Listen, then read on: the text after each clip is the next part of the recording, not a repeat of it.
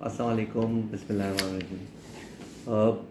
Child का brought up कैसे किया जाए? अक्सर मदर्स की पूछ रही होती हैं, डॉक्टर साहब हमारे जो बच्चा है उसका ब्रॉटअप कैसे किया जाए।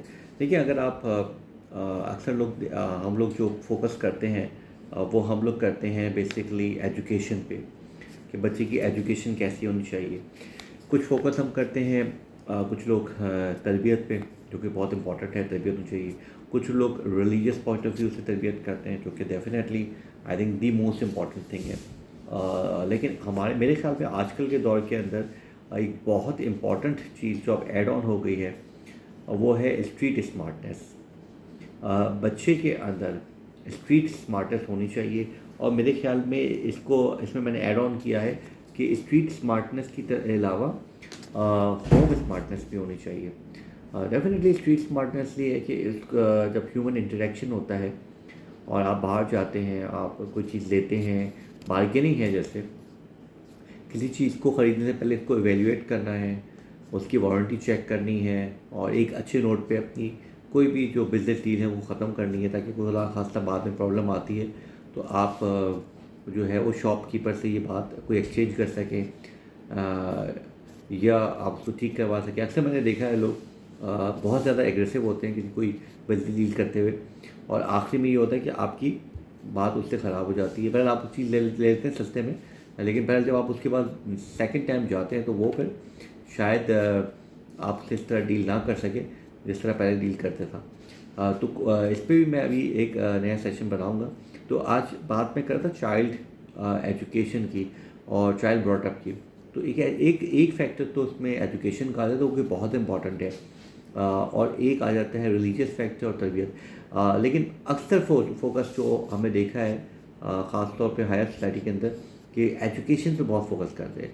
तो अब बच्चा एजुकेटेड तो बन जाता है, और एजुकेशन हासिल करने के बाद वो बहुत ज़्यादा अर्न भी करने लगता है। लेकिन जब वो प्रैक्टिकल लाइफ में आता है, शादी होती है, बच्चे होते हैं, तो वो जो उसका ह्यूमन इंटरेक्शन है, चूँकि वो स्ट्रीट स्मार्ट नहीं था, वो होम स्मार्ट नहीं था, उसका ह्यूमन इंटरेक्शन इतना नहीं हुआ, उसके अंदर एक इंडिपेंडेंस नहीं आई। वो पढ़ता तो रहा, पैसा भी कमाने लगा, लेकिन जब वो प्रैक्टिकल लाइफ के अंदर आया तो उसके अंदर एक चीज़ थी, वो ह्यूमन इंटरेक्शन थी, सोशल सर्कल था, जो कि उसका कभी भी डेवलप नहीं हुआ।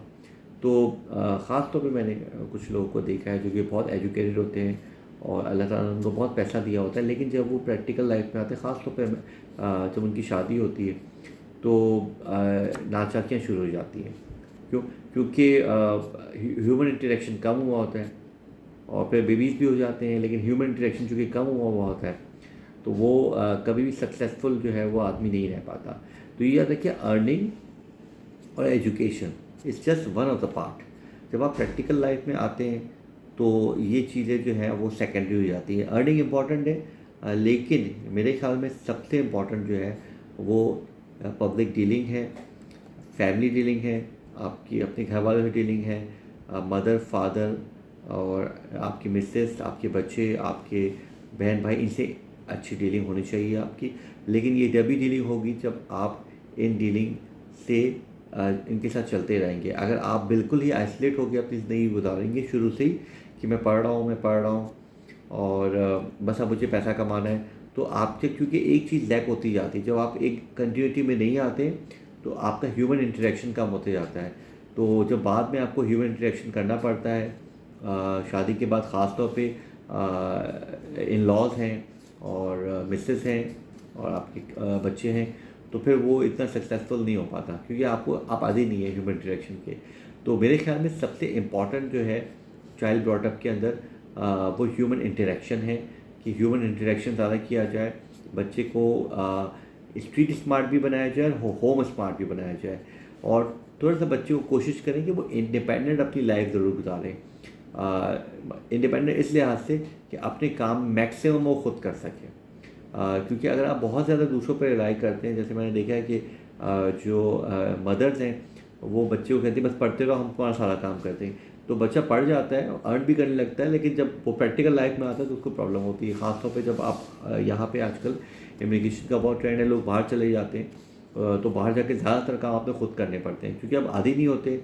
तो जो आप करते हैं काम तो फिर आपके अंदर आपके मिजाज में चेंजेस आने लगती हैं कि अब मुझे ये काम करना पड़ रहा है, और तो आप अच्छा अर्न कर रहे होते हैं लेकिन चूंकि आपको आदत नहीं होती काम करने की तो प्रॉब्लम होती है। तो मैं हमेशा ही कह रहा हूँ, बार बार ही कह रहा हूँ कि आपने ना सिर्फ स्ट्रीट स्मार्ट बनाना है ताकि उसकी पब्लिक रीडिंग अच्छी हो, आपको उसको होम स्मार्ट भी बनाना है, उसको इंडिपेंडेंट भी बनाना है घर के काम के लिए भी, और उसको छोटे मोटे काम करके आने चाहिए।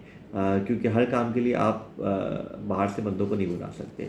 आज के लिए इतने ही काफ़ी है। ठीक है, अल्लाह हाफिज़।